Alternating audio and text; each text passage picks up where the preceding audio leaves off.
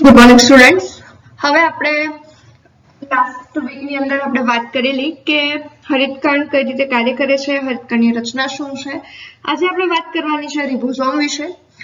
ચોપડીની માહિતી છે એ જ બેઝિક કોન્સેપ્ટ આપણે ધ્યાનમાં રાખીને અહીંયા આપણે થોડું ડિટેલ કોન્સેપ્ટ ધ્યાનમાં લઈશું. રિબોઝોમ કોષનું એન્જિન છે.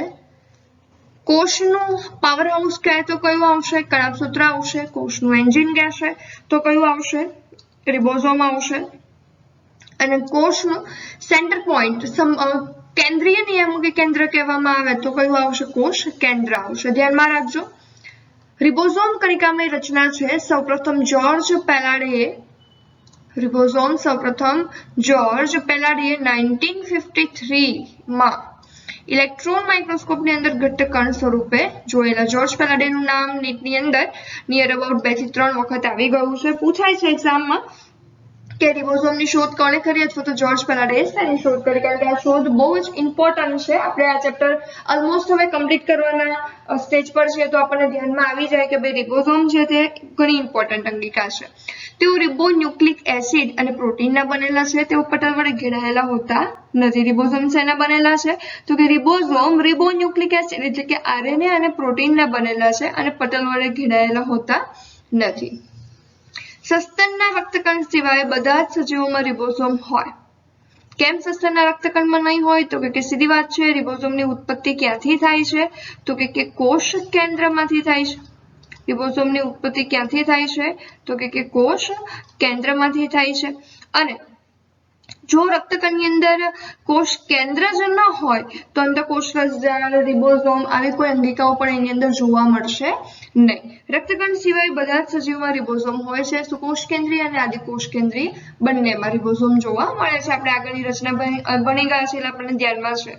રિબોઝોમ કોષની નાનામાં નાની અંગિકા છે અને રિબોઝોમ પટલ વિહીન અંગિકા છે. ધ્યાનમાં રાખજો, રિબોઝોમ કોષની જે મુખ્ય અંગિકાઓ છે એમાંથી નાનામાં નાની અંગિકા છે અને રિબોઝોમ છે તે પટલ વિહીન અંગિકા છે, જે તો આપણે ઇન્ટ્રોડક્ટરી પાર્ટમાં જોઈ ગયા છે. રિબોઝોમ્સની અંગિકાઓમાં આપેલી અંગિકા અને કોષમાં પ્રોટીન ફેક્ટરી કહે છે. રિબોઝોમ ને અંગિકાઓમાં આપેલી અંગિકા અથવા તો અંગિકાની અંદર આવેલી અંગિકા, કઈ અંગિકાની અંદર આવેલી છે આ રિબોઝોમ નામની અંગિકા? તો કે કોષ કેન્દ્ર જે અંગિકા છે એની અંદર આવેલી છે, પ્લસ કણાભસૂત્રની અંદર આવેલી છે, પ્લસ હરિતકણની અંદર આવેલી છે. એટલે અંગિકાની અંદર આપેલી અંગિકા અથવા તો આવેલી અંગિકા અને પ્રોટીનની ફેક્ટરી કહેવાય. ધ્યાનમાં રાખજો, આ બધા સેન્ટેન્સ છે આપણને એક્ઝામમાં કન્ફ્યુઝ કરી શકે. ભાઈ અંગિકાની અંદર કઈ અંગિકા આપેલી હોય છે અથવા તો કઈ આવેલી છે? તો કે અંગિકાની અંદર આવેલી હોય એવી અંગિકા માત્ર એક જ છે, જેને આપણે કહીએ છીએ રિબોઝોમ. રિબોઝોમના પ્રકાર ATS અને 70S આપણને ધ્યાનમાં છે કે ભાઈ સુકોષ કેન્દ્રીય કોષ છે એના રિબોઝોમ ATS પ્રકારના છે અને આદિકોષ કેન્દ્રીયના રિબોઝોમ 70S પ્રકારના છે. પણ આપણે અહીંયા યાદ કરીએ કે આદિકોષ કેન્દ્રીય કોષની અંદર જે 70S પ્રકારના રિબોઝોમ છે એવી લાક્ષણિકતા સુકોષ કેન્દ્રીયના કોની અંદર? તો કે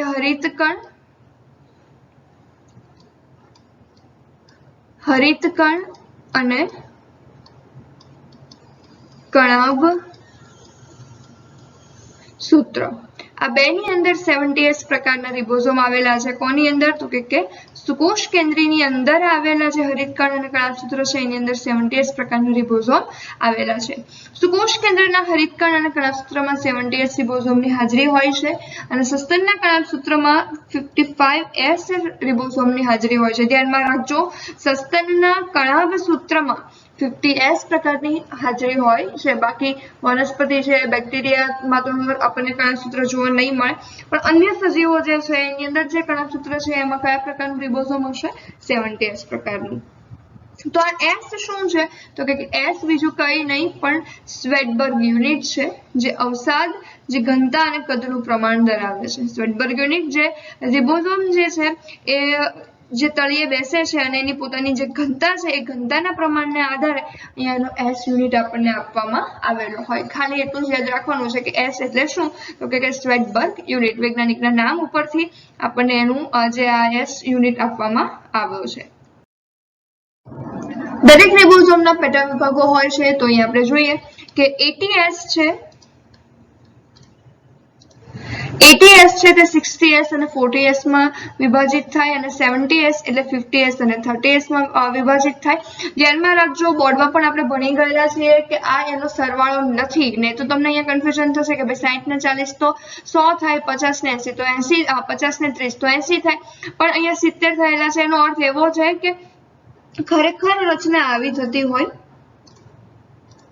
કે ભાઈ પેલો 60S છે અને નીચે છે તે 40S છે। હવે સીધી વાત છે કે એમ જ નહીં જોડાયા હોય તો કેટલાક યુનિટ છે એ બંનેના જોડાણમાં જતા રહે છે અને એટલા માટે જ એનું જે મુખ્ય જે આખું રચના છે એ જે ટોટલ થાય એના કરતાં કેવી બને છે, ઓછી બને છે। રિબોઝોમના પેટા એકમોને જોડવા માટે મેગ્નેશિયમ આયનની જરૂર પડે છે। ધ્યાનમાં રાખજો, પૂછાય। આ રિબોઝોમ છે આ બંનેને એકબીજાની સાથે જોડવા માટે જે સાંધો હશે ત્યાં સીધી વાત છે, સિમ્પલ વસ્તુ છે કે આપણી પાસે આટલું કાપડ છે પણ ત્યાં વચ્ચે કંઈ ફાટી જાય છે, તમે સાંધો કરો છો તો કાપડ ઓવરઓલ ત્યાં કેવું થઈ જાય છે, ઓછું થઈ જાય છે। સેમ એવી રીતે અને જે દોરા હોય છે એ દોરા એટલે કયા સ્વરૂપમાં છે, અહીંયા આપણી પાસે આવશે કે બંને રિબોઝોમને જોડવા માટે કયો આયન જરૂરી છે, તો કે મેગ્નેશિયમ આયન જરૂરી છે। મેગ્નેશિયમ +2 આયન એ બે પેટા એકમ આરએનએ ના ફોસ્ફેટ સમૂહ સાથે આયનિક બંધ બનાવે છે। આટલું બધું આપણને ડીપમાં પૂછાય નહીં, આપણને એટલું પૂછાય કે ભાઈ રિબોઝોમના બે યુનિટ કયા આયનથી જોડાયેલા છે, તો કે મેગ્નેશિયમ। પછી આપણે આપણી યાદ માટે, આપણી કોન્સેપ્ટ માટે આપણે ધ્યાનમાં રાખીએ અલગ વાત છે કે બંને આરએનએ મેગ્નેશિયમ આયન બંને પેટા એકમોના આરએનએ ફોસ્ફેટ સમૂહ સાથે આયોનિક બંધ બનાવે છે। કોની સાથે, તો કે ફોસ્ફેટ સમૂહની સાથે આયોનિક બંધ બનાવે છે। તેમાં ઓછામાં ઓછા 0.001 મોલર સાંદ્રતા મેગ્નેશિયમની હોય, બહુ ઓછી સાંદ્રતા 0.001 મોલર સાંદ્રતા મેગ્નેશિયમ આયન રિબોઝોમની રચનામાં ઉપયોગી છે। મેગ્નેશિયમ આયનની સાંદ્રતા 10 ગણી વધારવામાં આવે ત્યારે રિબોઝોમ દ્વિઅણુ પ્રકારની રચના ધરાવે છે। રિબોઝોમની સાંદ્રતા 10 ગણી વધારવામાં આવે ત્યારે રિબોઝોમ્સ દ્વિઅણુ પ્રકારની રચના ધરાવે છે, એટલે કે ડબલ રચના, બેવડી રચના એની કમ્પ્લીટ થાય છે। તો અહીંયા આપણે ધ્યાનમાં રાખીએ કે 80S + 80S એટલે 120S, 70S + 70S એટલે કે 100S। અહીંયા આપણા બે યુનિટ છે એ એકબીજાની સાથે જોડાય, કારણ કે જો આ એક યુનિટ છે, આ બીજું યુનિટ છે, આ ત્રીજું યુનિટ છે, આ ચોથું, આ એક યુનિટ તો પાછું બે ભાગનું બનેલું છે જ, હા, એ ધ્યાનમાં રાખજો, એક યુનિટ પાછું બે ભાગનું બનેલું છે, પણ આવી રીતે આખા ઘણા બધા યુનિટની લાંબી રચના બને તો એને પોલિમર કહીએ છીએ। તો અહીંયા રિબોઝોમનું પોલિમર છે એટલે આપણે એને કહીએ પોલિઝોમ।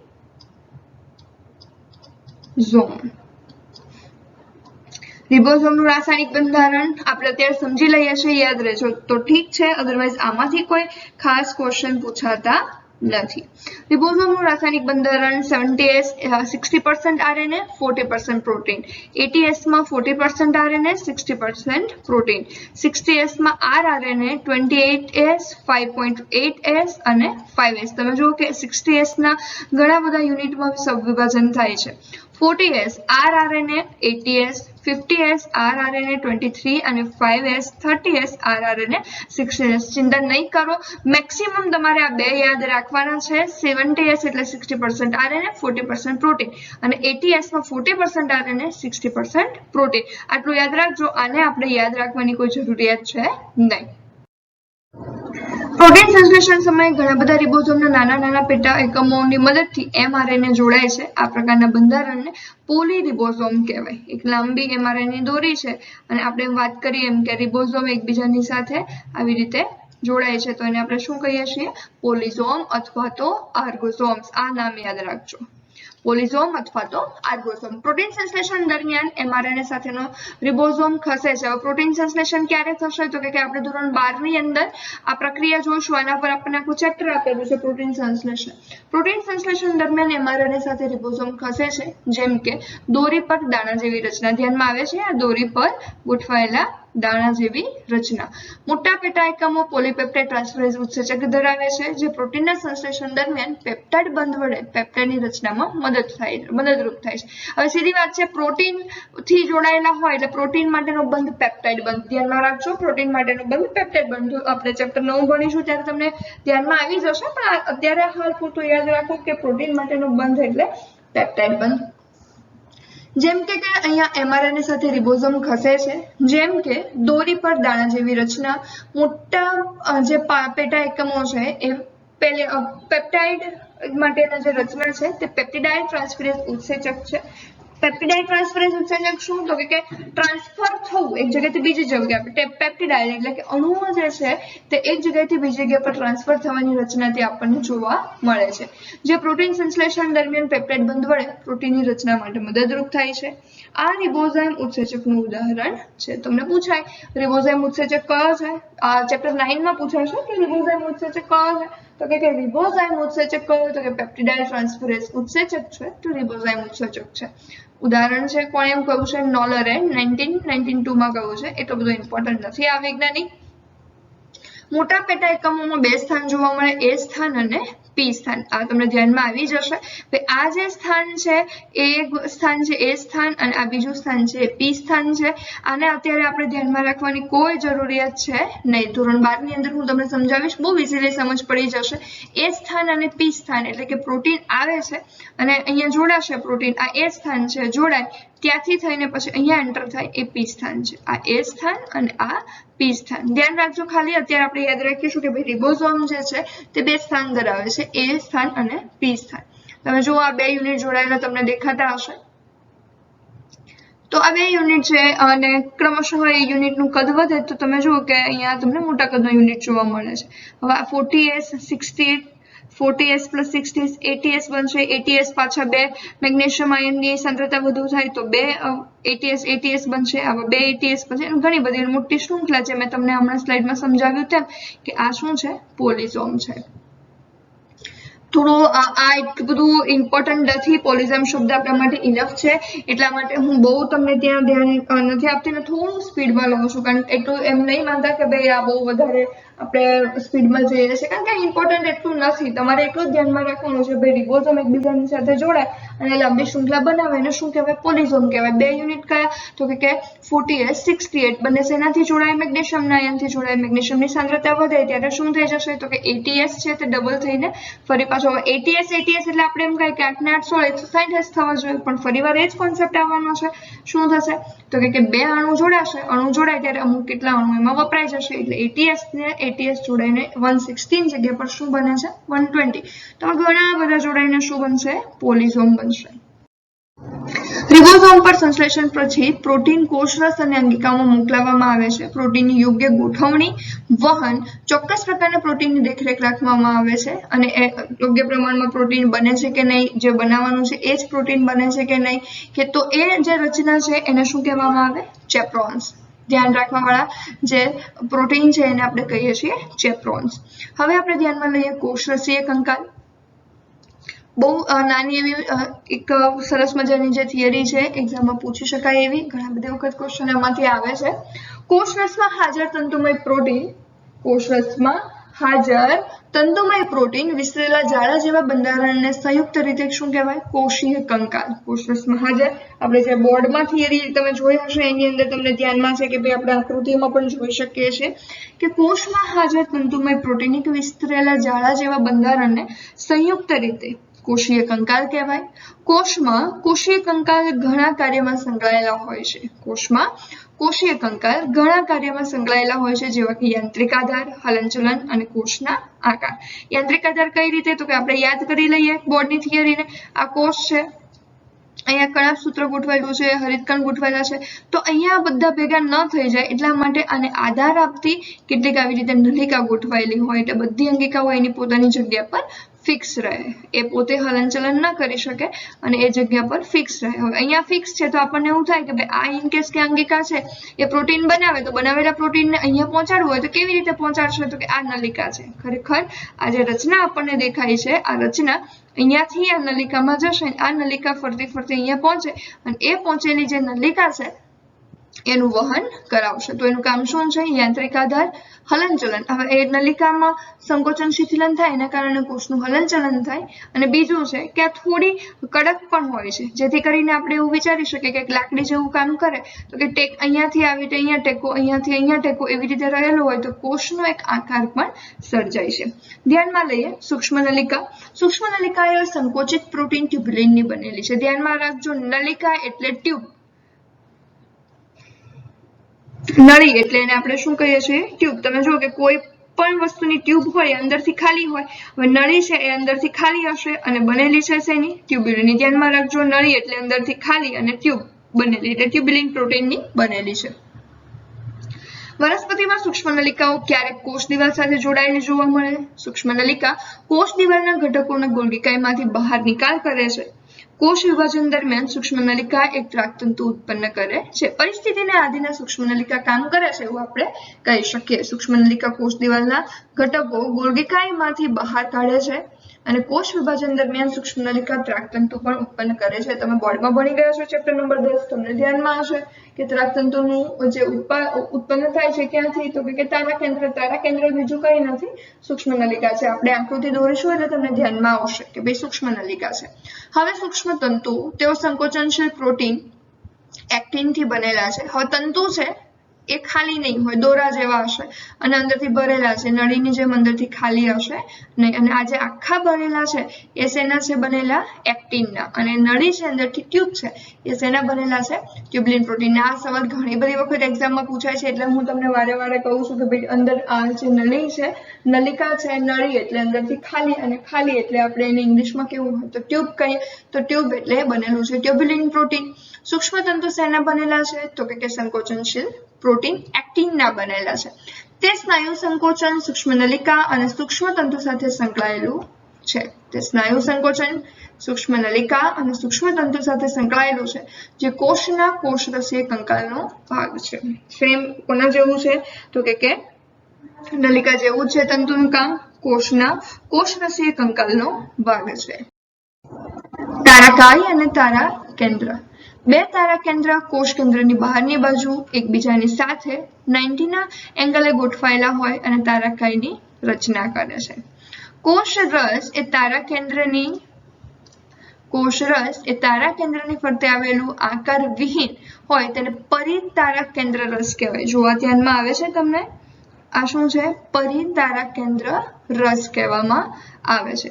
તેના આડછેદમાં પટલવિહીન વિસ્તૃત રચના ગાડાના પૈડા જેવી ગોઠવાયેલી દેખાય છે. પટલવિહીન, આમાં કોઈ પટલ નથી અને પટલવિહીન વિસ્તૃત રચના ગાડાના પૈડાની માફક ગોઠવાયેલી જોવા મળે છે. આપણે જ્યારે આકૃતિ દોરીશું હમણાં ત્યારે ધ્યાનમાં આવશે કે A, B, C 3 રિંગ છે. તો આ જે તંતુ છે જેને AC લિંકર કહેવાય, A અને C ને જોડતો તંતુ, જેને આપણે કહીએ છીએ ત્રિઅંકી તંતુ. તો અહીંયા જે ટ્રિપ્લેટ ફાઈબર છે એ શું છે? તો કે A અને C થી જોડાયેલો હોય. A અને C થી જોડાયેલો હોય એટલે જ્યારે સંકોચન થાય ત્યારે અંદર શિથિલન અને સંકોચન માટે માનો કે અહીંયાથી આ ખેંચે તો આ ઉપરનું ખેંચાય એટલે આ ખેંચાય. આખો જે ભાગ છે એકબીજાની સાથે ખેંચાય અને તારાકાયમાંથી, તમે જો અહીંયા એક રચના હું તમને બતાવું. આપણે એમ કહ્યું કે તારાકાયમાંથી કોષ વિભાજન સમયે તંતુ ઉત્પન્ન થાય છે. તો આ નળી છે, અંદર ખાલી છે અને એમાંથી તંતુ ઉત્પન્ન થાય અને એ ઉત્પન્ન થયેલા જે તંતુ છે તે રંગસૂત્રના કાઇનેટોકોર સાથે જોડાય છે. આવું આપણે બોર્ડમાં ભણી ગયા છીએ, રાઈટ? તો એમાંથી ઉત્પન્ન થયેલા જે આ તંતુ છે જે આપણને તારાકાય કે તારા કેન્દ્રની રચનાની અંદર જોવા મળે. તો ડિફરન્સ શું છે તારાકાય અને તારા કેન્દ્ર વચ્ચે?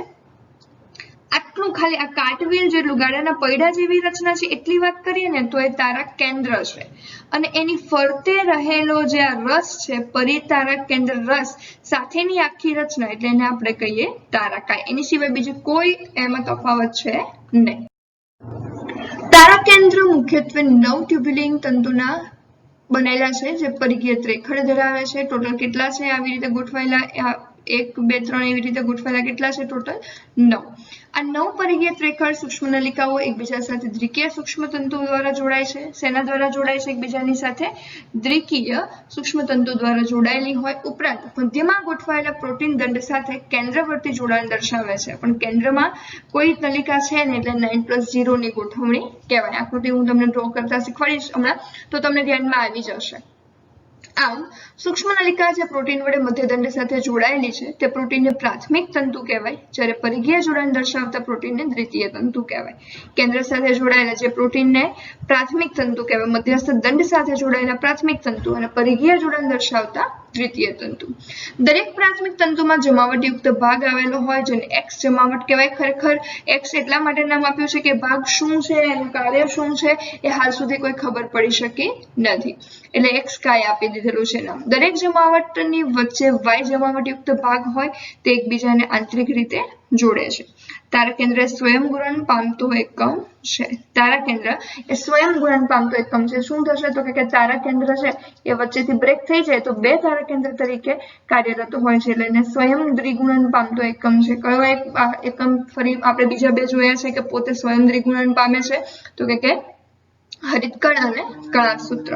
તારાકેન્દ્રનું કાર્ય શું છે તો કે તારાકેન્દ્ર એ પ્રાણી કોષમાં કોષ વિભાજન દરમિયાન દ્વિધ્રુવીતકનું સર્જન કરે. રંગસૂત્રનું અલગીકરણ બંને મહત્વની અંગિકા છે. પક્ષમાં અને કશા તલસ્તકાયની રચનામાં પણ મહત્વનો ભાગ ભજવે છે. પક્ષમાં અને કશાના તલસ્તકાયની રચનામાં તારાકેન્દ્ર મહત્વનો ભાગ ભજવે છે, કારણ કે તમે જુઓ કે આ પક્ષમાં છે અથવા તો કશા છે,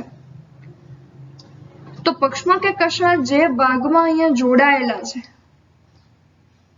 આ તળિયાનો જે ભાગ છે તલકા એટલે તળિયાનો ભાગ, તો આ પક્ષમાં અને કશા છે ને 9+2 છે.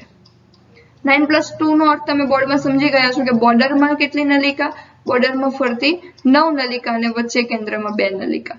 અને તલકાયની રચના તારાકેન્દ્ર જેવી છે, જેનો અર્થ એવો છે કે આ ગોઠવાયેલી નલિકા છે એ 9 પણ કેન્દ્રમાં ગોઠવાયેલી નલિકા હોય નહીં, એટલે રચના તલકાયની રચના કેવી, તારાકેન્દ્ર જેવી, અને ઉપર પછી જે પક્ષમાં કે કશા છે એની મૂળભૂત રચના કેવી હોય 9+2. એટલા માટે કહેવામાં આવે કે પક્ષમાં અને કશાના તલસ્તકાયની રચનામાં તારાકેન્દ્ર છે તે મહત્વનો રોલ પ્લે કરે છે. આપણે આકૃતિ દોરવાનો છે. અત્યારે બે ભાગ, એક તારાકેન્દ્ર અને એક છે તે પક્ષમાં અને કશાની. તો આપણે સ્ટાર્ટ કરીએ પહેલા આકૃતિ દોરવાની. પહેલી ફર્સ્ટ આ આકૃતિ છે એની પર તો આપણને આકૃતિ દોરવાની કે પૂછવાની નથી, પણ આંતરિક જે ભાગો છે તે સમજવા માટે આપણે આકૃતિ દોરવાના છે અને એને યાદ રાખવાના છે. તો તમારે તમારી બુકમાં તો કમ્પલસરી દોરવાની છે, પણ આપણે દોરવાની ક્યારેય પૂછવાની નથી આ આકૃતિ. તો સ્ટાર્ટ કરીએ. સૌથી પહેલા આપણે પક્ષમાં અને કશાની આકૃતિ દોરવા માટે ધ્યાનમાં રાખીશું કે પક્ષમાં અને કશા નો કોન્સેપ્ટ 9+2 નો હોય. પક્ષમાં અને કશાનો કોન્સેપ્ટ કેવો હોય, 9+2 નો હોય. હું પહેલા જે આકૃતિ દોરું છું, જે સમજાવું છું એ ભાગોને સમજીને પછી તમે આકૃતિ દોરજો. અત્યારે મારી સાથે સાથે નથી ડ્રો કરવાની. માનો કે આપણે રફલી એક રાઉન્ડ બનાવ્યું છે. હવે આની અંદર આપણે 9 ભાગોના પોઈન્ટ લઈ લઈએ. તો કે આ 1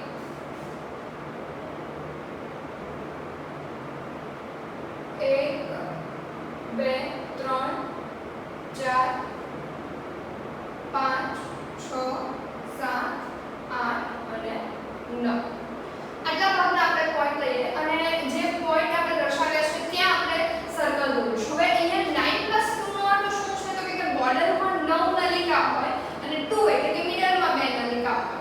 તો અહીંયા આપણે આ ભાગ જે દર્શાવવાનો છે ત્યાં હવે આને આપણે એકદમ લાઇટલી ઇરેઝ કરી નાખીએ. અહીંયા આપણે ખાલી ડોટ દર્શાવી દઈએ એટલે આપણને આઈડિયા આવી જશે કે ભાઈ આ સર્કલ છે.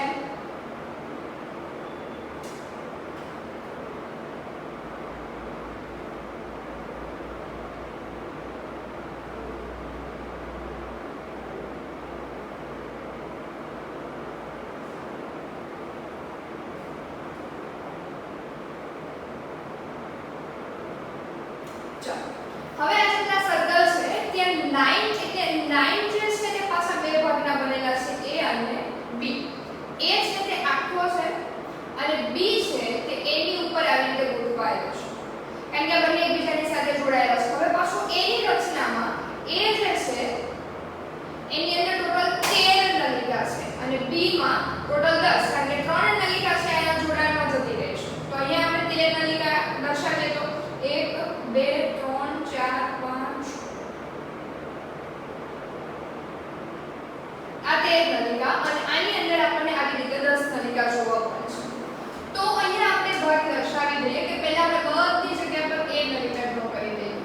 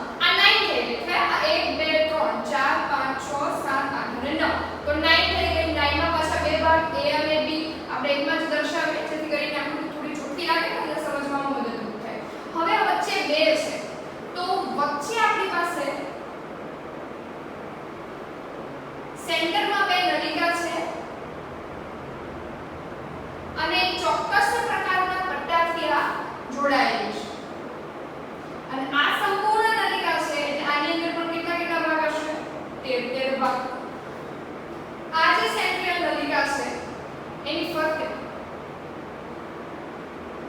એક આપણને બટન જોવા મળે છે તો આ કેન્દ્ર થયું 9+2 શું કામ કહેવાય છે તમને સમજાય છે ફરતી 9 નલિકા છે કેન્દ્રમાં 2 નલિકા છે હવે અહીંયા આ જે નલિકા છે એની અંદર આપણે ધ્યાનમાં લઈએ તો કે સામાન્ય રીતે આ જે નલિકા છે એની ઉપર બે ભાગો દર્શાવાયા છે હવે બે ભાગો એટલે કઈ રીતે ગોઠવણી ધરાવશે તો કે અહીંયા જે છે આપણે સ્પોક દર્શાવે આ થોડો ઉપર ભાગ દર્શાવે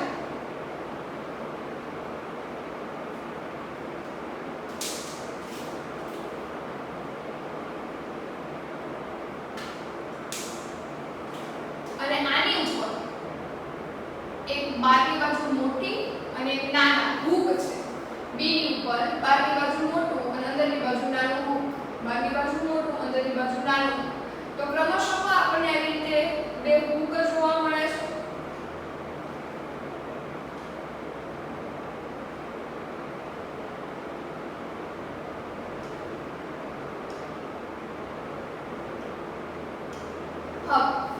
જોડાણ કઈ રીતે થાય છે તે અંદરની બાજુના નાના હૂકથી એ સમજાય છે અંદરની બાજુનો નાનો હૂક છે ત્યાંથી એ અંદરની બાજુના નાના હૂકથી એ અંદરની બાજુના નાના હૂકથી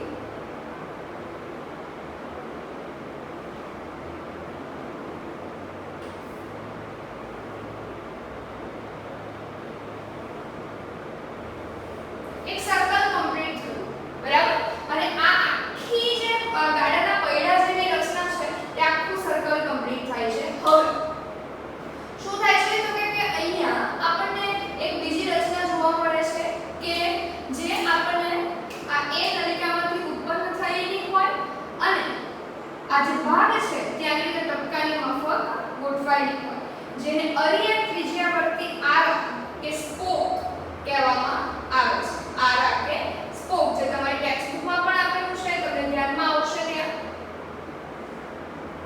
સિમ્પલ આ આકૃતિ આપણે દોરી કોની કક્ષા કે પક્ષ હવે આપણે આનું નામ નિર્દેશન કરીએ અને કાર્ય કેવી રીતે કરે છે તે જોઈએ તો કે નામ નિર્દેશનમાં આપણે ધ્યાનમાં લઈએ આ a અને b a b કેટલા અણુ છે બે અણુ છે એટલે દ્વિતીય અણુ AB દ્વિતીય અણુ આ શું છે તો કે હૂક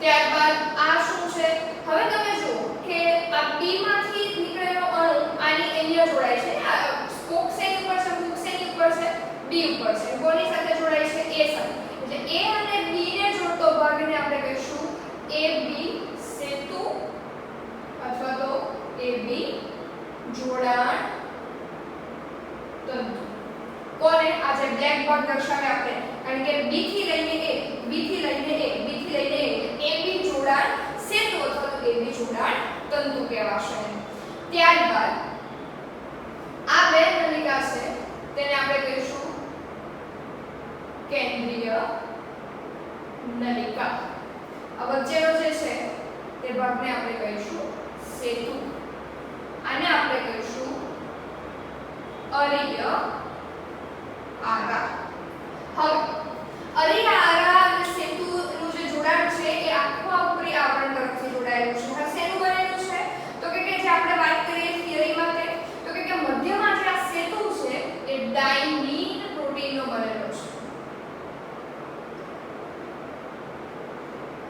શેનો બનેલો છે ડાયમીન પ્રોટીનનો અહીંયા આ જે હૂક છે તે બનેલા છે નેક્ઝિન પ્રકારના પ્રોટીનના અને એની સાથે આ જે લિંકરની સાથેના જોડાણ છે એ જોડાણ પણ બનેલા છે ડાયમીન તો આપણે બુકમાં આપણે થિયરી હમણાં જોઈએ એની અંદર તમને ધ્યાનમાં આવશે કે ભાઈ ડાયમીન છે તે સેતુ બંધારણની અંદર અહીંયા આપણને જોવા મળે છે હવે એક્ઝેક્ટલી આ માનો કે આ આપણે છેદ લીધો છે સિમ્બલ તમે વિચારો કે ભાઈ આ શું છે કક્ષા કે પક્ષમાં છે આને તમે છેદ લો એટલે તમને એક્ઝેક્ટ આવી રીતે રાઉન્ડ દેખાય છે આ રાઉન્ડ આપણને દેખાય છે બરાબર હવે આપણે ધ્યાનમાં રાખીએ કે ભાઈ આ ફરે કેવી